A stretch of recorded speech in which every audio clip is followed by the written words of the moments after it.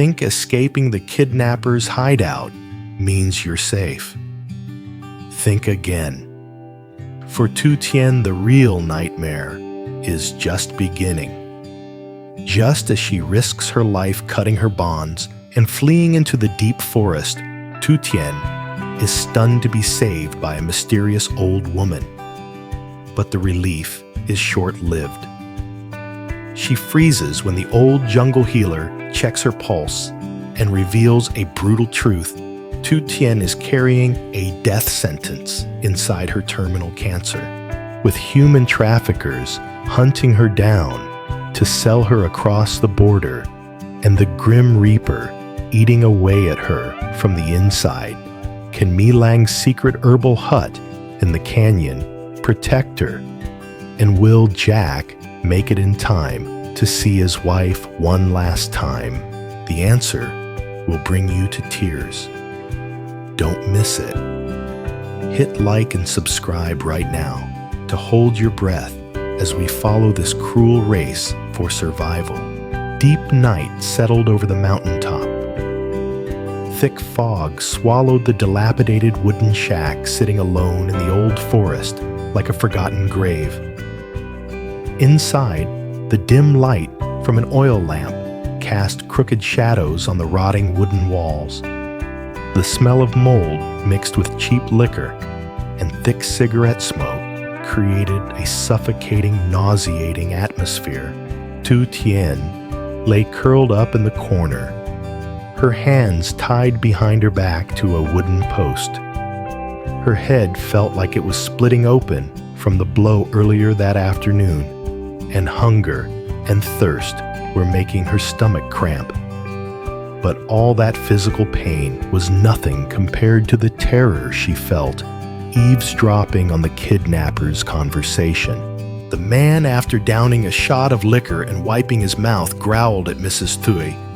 "Damn it, her husband has some nerve. Still dead silent. I bet he called the cops." Mrs. Tui sat on the old bamboo cot, her face looking more twisted and cruel than ever under the oil lamp. She took a long drag from her cigarette and exhaled slowly. "I told you, Jack isn't simple. If he refuses to cough up the money, his wife is useless as a hostage. So what's the plan?" The man asked, his eyes bloodshot. "The other side of the border needs merchandise," Mrs. Tui said coldly, her voice as light as if she were discussing selling a chicken or a duck. "Tomorrow morning at 5 a.m., One-Eyed Ba's truck will pass through trail number 4 to Cambodia. I already set it up. Get rid of her. We take whatever we can get. Once she's over there in some brothel or casino living a life worse than death, Jack will never find her." Tien went numb. Cambodia, that was a death sentence. If she was trafficked across the border, her life was effectively over. She would never see Jack again, never hold little Anna in her arms again. The thought of her little girl crying for her mother made tears well up in Tien's eyes, hot and salty. "All right, it's decided then." The man stood up, cracking his knuckles. "I'm gonna get some sleep to save strength. You watch her. Actually, don't bother tied up like that. She couldn't fly away, even if she grew wings." The man's snoring soon echoed like thunder in the empty house. Mrs. Tui was tired too. She leaned back against the wooden wall and dozed off the guard stick, resting loosely beside her. Tien knew this was her only chance. It was now or never. She held her breath, listening to the rhythm of their breathing. They were definitely deep asleep. She started moving her wrists. The rough rope dug into her flesh, burning from the friction. Blood started to trickle out, but she bit her lip, daring not to let out even the smallest whimper. She remembered when she was dragged in, she had seen a pile of broken dishes scattered near the column leftovers from previous squatters. She tried to inch her body over bit by bit. The sound of her clothes rubbing against the dusty floor sounded deafening in the silent night. Every time the man tossed or turned, Tien's heart stopped, and she lay frozen, playing dead. Finally, her numb fingers touched something cold and sharp. A shard of pottery. It was sharp as a razor. Tien shivered with joy. She gripped the shard between her senseless fingers and started sawing at the rope. Scrape, scrape, scrape. It was 1,000 times harder than she imagined. Her hands were tied behind her back, so she couldn't see anything working only by feel. The shard cut her hands more than it cut the rope. Blood made it slippery, and she almost dropped the shard several times. Bone-deep pain shot up from her wrists to her brain, but the image of Anna smiling and the sound of Jack's warm voice appeared like the strongest painkiller. Mommy has to come home to Anna. Mommy can't die here. Tien muttered in her head like a mantra. Time dragged on heavily. 1 hour, 2 hours. Sweat soaked Tien's shirt. Then a small snap was heard. One strand of the rope broke. Then the second. Tien took a deep breath, summoned her last bit of strength, and yanked her arms apart. The knot gave way. Freedom. Tien couldn't believe it was real. She rubbed her bloody wrists for a few seconds to get the blood flowing again. She crept to her feet. Her legs were numb. Stiff from sitting too long, she almost collapsed. She gritted her teeth, taking each step barefoot on the cold dirt floor, squeezing past Mrs. Tieu, who was dozing off. The rotting wooden door was latched loosely with just a horizontal wooden bar. Tien held her breath, gently lifting the bar. Creak! The rusty hinges let out a piercing squeal. Inside, the man grunted and shifted. What is it? He mumbled in his sleep. Tien froze her heart, feeling like it was about to jump out of her chest. She pressed herself into the shadows behind the door. Silence. Only the sound of the wind whistling outside. The man started snoring again. Tien didn't dare hesitate another second. She slipped through the narrow crack in the door, throwing herself into the pitch-black darkness of the mountain forest. The forest at night wasn't poetic like in a painting. It was a giant monster ready to swallow lost souls whole. Tien ran. She ran for her life, daring not to look back. She didn't know the way, just instinctively running downhill, because she knew downhill meant down the mountain closer to civilization. Sharp jungle thorns whipped her face, arms, and legs, tearing her clothes and shredding her skin until it bled. Sharp gravel pierced her bare soles, sending shooting pains up her legs. But Tien didn't feel the pain anymore. The fear of being caught and thrown onto that truck to Cambodia was bigger than anything. Run, Tien, run faster. The wind hissed in her ears like the Grim Reaper urging her on. After about 2 kilometers, Tien's strength began to drain. She hadn't eaten or drunk anything for nearly 24 hours. Gnawing hunger and burning thirst began to torture her. Her head spun, her vision blurred. The tree trunks in front of her started to smear, dancing like ghosts. She tripped over a large root, falling face first onto the ground. Mud and rotting leaves filled her nose and mouth. Tien lay there gasping for air. She wanted to just stay there, give up, sleep a long sleep. Her body was just too tired, but then a drop of rain fell on her cheek. Then 2. It started to drizzle. The rainwater was freezing, but it woke her up a little. She licked the drops off her lips, feeling a tiny bit of life seep back into her body. She struggled to get up, continuing to drag herself forward. If she couldn't run, she walked. If she couldn't walk, she crawled. While Tien was struggling on the border of life and death deep in the forest, down in the town at the foot of the mountain, Jack was going through his own private hell. He didn't sit still at the police station waiting for news. The helplessness was killing him minute by minute. After giving his statement and evidence, Jack rushed out into the street. He printed thousands of flyers with the clearest photo of Tien, along with the bold text, "Missing person, large reward." Jack frantically ran through every street and alley. He pasted flyers on utility poles, bus stops' walls.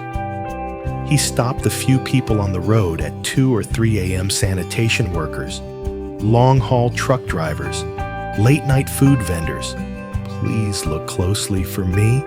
Jack held out the flyer, his voice cracking, eyes bloodshot from lack of sleep and worry. "My wife. She went missing yesterday afternoon. Has anyone seen her? Or seen a strange car going up the mountain?" People looked at him with pity, shaking their heads. Some took the flyer out of sympathy. Others waved him away, afraid of trouble. Every shaken head was a knife stabbing Jack's heart. The cold wind blew the flyers out of his hands, scattering them across the road like white funeral butterflies. Jack knelt down to pick them up one by one, a man's tears falling onto the paper. "Tien, where are you? I'm sorry. I'm so useless." He remembered her smile this morning, remembered his promise to come home early. If only he hadn't been so obsessed with work. If only he had come home sooner. If only... Jack's phone suddenly vibrated. It was Officer Tieu. "Jack, where are you?" "I'm at the town intersection, handing out flyers." "Get back to the station now." The scout team reported finding strange traces near the abandoned house on the west slope. Signs that someone just fled the scene.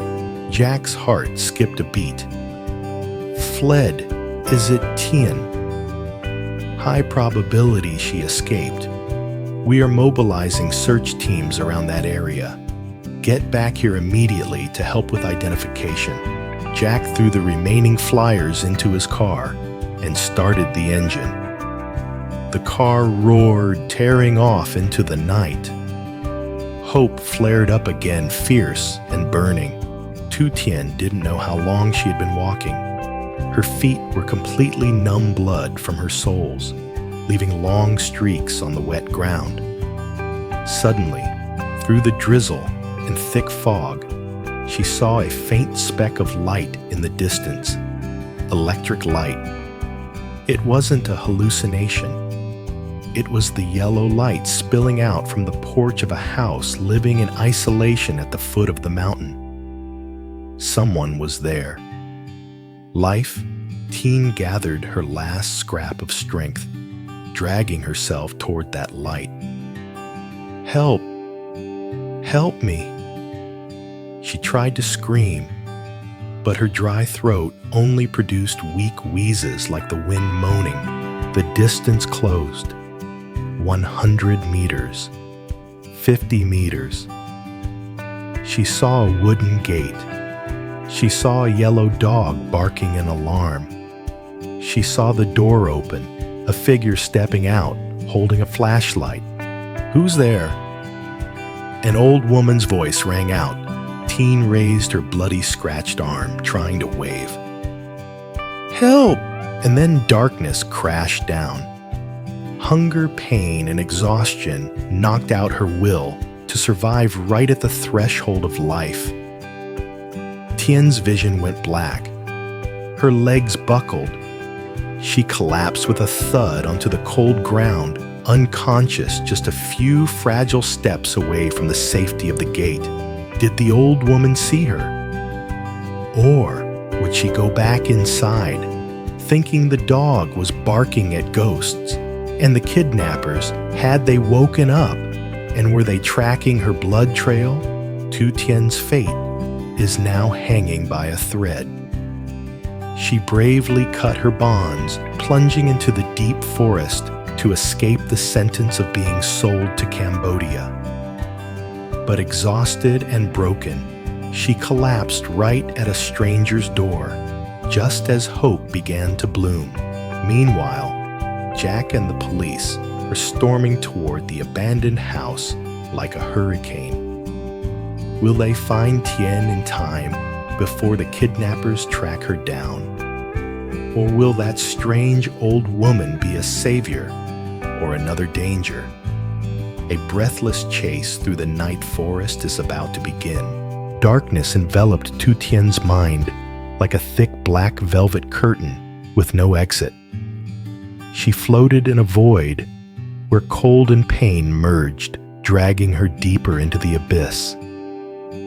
In her delirium, she saw herself standing in front of her house, saw little Anna reaching out her tiny arms to welcome her mommy. But every time she tried to step forward, the image vanished like smoke. "Wake up, child. Wake up." An old voice, raspy but strangely warm, rang in her ear, yanking her back to reality. Tien struggled to open her heavy eyelids. Blinding light from an old oil lamp made her squint. In front of her wasn't the fierce man, nor the cruel Mrs. Tui. It was an aged face, crisscrossed with the wrinkles of time, with deep shining eyes like an owl in the ancient forest. An old woman. She was wearing indigo clothes the color of rice porridge, soup. An old worn scarf was wrapped around her head, radiating the mysterious aura of someone who had spent a lifetime one with the mountains. "Water! Water!" Tien rasped her throat, burning like she had just swallowed live coals. The old woman didn't say a word. She gently lifted Tien's head and pressed a chipped clay bowl to her lips. The cool, sweet liquid flowed down her throat, soaking into every withered cell.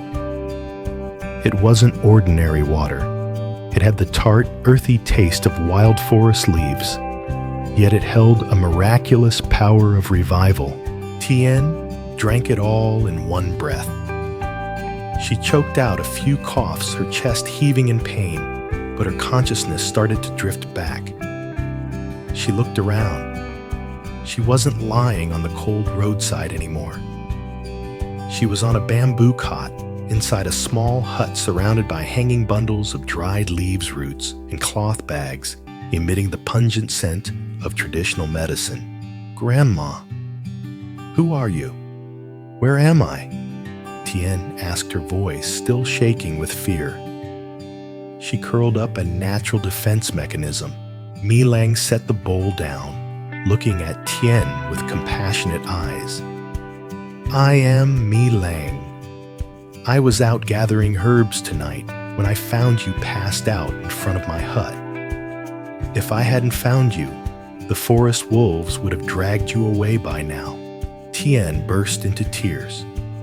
She grabbed the old woman's skinny, calloused hand, hot tears dropping onto the wrinkled skin. "Grandma, save me. Someone wants to kill me. They're chasing me." Mi Lang patted her hand gently, the soothing touch of a grandmother calming a small child. "Don't worry. You've entered Mi's land. Even the forest ghosts don't dare enter, let alone bad men. Just rest." After the panic subsided, Mi Lang told Tien to lie down so she could check her wounds. She took a jar of dark green ointment from her old cloth bag. It smelled pungent, and gently applied it to the bleeding scrapes on Tien's arms and legs. A cooling sensation spread, soothing the stinging pain. But when Mi Lang's hand touched Tien's wrist to check her pulse, her benevolent face suddenly changed. Her snow-white eyebrows furrowed. She gripped Tien's wrist tighter, fingers pressing deeper into the pulse point. Her eyes squeezed shut as if listening to something very faint, very terrifying from deep inside the young woman's body. 1 minute passed. 2 minutes. The silence in the hut was suffocating, broken only by the crackling of firewood in the hearth. Mi Lang opened her eyes, staring at Tien.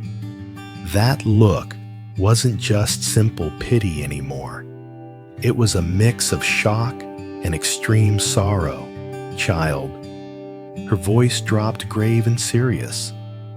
You are running from kidnappers, but do you know what you are running from inside your own body? Tien was confused, her heart pounding. What do you mean I just have a headache from being hit? Mi Lang shook her head, letting out a heavy sigh. The blow to the head is just a flesh wound. But your pulse, it's weak, rapid, and carries a sign of deep dormancy. Your life force has been depleted for a long time, not from hunger or thirst, but from a mass of stagnation gathering inside. She pointed to Tien's lower abdomen and chest. Lately, have you had nosebleeds, sudden sharp pains, feeling tired all the time like your body isn't yours? Tien went numb. Memories rushed back like a slow-motion film. It was true. The nosebleeds she hurriedly wiped away so Jack wouldn't see. The dizzy spells that almost made her fall while gardening. The rapid weight loss she thought was just work stress and taking care of the baby. She had ignored it all, lying to herself that it was just normal exhaustion. I thought I was just tired. Tien stammered, her lips turning pale. It's not just tiredness, child. Mi Lang said every word like a knife cutting into the listener's heart. It is cancer. That's what the lowlanders call it. But in Mi's language, it is the blood-eating demon. It has eaten deep into you. If you don't treat it right now, your time isn't measured in years anymore, but in months. Cancer. Those 2 words rang out, exploding into Tien's head with more terror than the kidnapper's threats. She had just escaped the tiger's den, just snatched her life back from human traffickers, only to realize she was carrying a death sentence inside her own body. Was fate mocking her this much? She hadn't even seen Jack succeed yet, hadn't seen Anna grow up to start first grade. Tears flooded Tien's eyes again, but this time not from fear, but from despair. She buried her face in her hands and sobbed a sound of mournful agony tearing through the quiet night. Why me? What did I do wrong? I just want to go home to my husband and child. Mi Lang looked at the young woman writhing in mental anguish. She said nothing, just silently poured another bowl of thick, dark medicine. She understood that right now, words of comfort were meaningless. Drink this. Mi Lang handed the black bowl to Tien. Crying won't chase the sickness ghost away.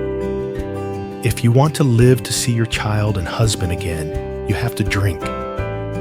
Tien looked at the medicine, then into Mi Lang's steady eyes. An invisible stream of strength transferred to her. Right, she couldn't die. She had escaped the kidnappers. She wouldn't let this disease take her down that easily. Jack was waiting for her. Anna was waiting for her. She had to live even if it was just for one more day, one more hour. Tien grabbed the bowl and downed it in one go. The bitterness shot straight to her brain, but she felt a sense of calm settle in her heart. "You can't go anywhere tonight," My Lang said, standing up to pack her bag. "The bad men are definitely hunting around here. If you go down the mountain now, you'll be dead before you find anyone to help. Come with me." "Where are we going, Grandma?" "To my hideout." The old woman smirked a mysterious smile on her face. "I have a medicine hut deep in the limestone canyon about a mile of forest trail from here. It's hidden. Those guys couldn't find it, even if they grew wings. I'll take you there to hide and to use my family's secret remedies to hold back the disease inside you so you can regain enough strength to get back to your husband." Tien struggled to stand, even though her limbs were still trembling. She knew she had no other choice. This strange grandmother, who had just splashed a bucket of ice-cold truth in her face, was now the only life raft in this stormy sea. Two figures, one old and one young, supported each other as they stepped out of the shack, disappearing deep into the pitch-black darkness of the ancient forest. The wind howled through the canopy, as if trying to cover their tracks. Meanwhile, far down the slope, flashlight beams swept across the bushes. The sound of dogs barking and men cursing drifted up on the wind. The kidnappers were awake. The hunt had begun, but little did they know their prey wasn't just running from them. She was racing against another Grim Reaper one 1,000 times more terrifying. And in this brutal race, the appearance of My Lang, the jungle healer, was the variable no one expected. Fate really knows how to play cruel games with people. Just as she escaped the claws of human traffickers, Tien collapsed in front of a truth even more brutal. A vicious cancer is silently eating away at her life. But in the midst of misfortune, there was a stroke of luck. She met My Lang, a mysterious healer of the old forest. My Lang didn't just save her from hunger and thirst, but decided to open her arms to protect her, taking her to a secret hut in the canyon to treat her and hide her away. Will My Lang's remedy help Tien hold on to life long enough to see Jack again? Is that secret hut really safe when the kidnappers are frantically tearing the forest apart to find her? And Jack, will he find his wife's trail before it's too late? The story of humanity of extraordinary will to live and a breathless escape isn't over yet. Hit like and subscribe right now to pray for Tien in the next video.